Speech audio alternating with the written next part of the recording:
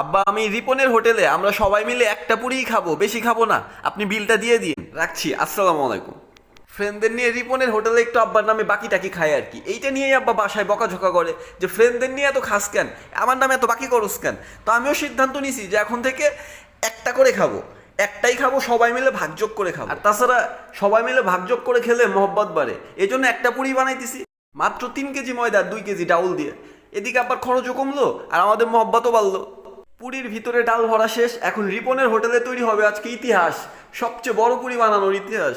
যেই হোক, এখন এটাকে সুন্দর করে বেলে পুরির শেপ দিতে হবে। বেলতে গিয়ে দেখি ওমা, এ তো দেখতেছি অনেক মোটা। যেই হোক, তারপরেও বেলাবেলি করে এটাকে সুন্দর করে পুরির শেপ দিয়ে দিছি। এখন এটাকে উঠাইতে হবে। কড়াইয়ের ভিতরে রাখবে কিনা জানি না, আমার তো মনে হইতেছে যে কড়াইয়ের চাইতে পুরির সাইজ বড় হয়ে গেছে। যাই হোক, যেটাই হোক, এটাকে কড়াইয়ের মধ্যে ছেড়ে দিব এখন 3 জন মিলা ধইরা, কারণ এটার ওয়েট হচ্ছে 3 কেজি 2 কেজি 5 কেজি। 5 কেজি সাইজে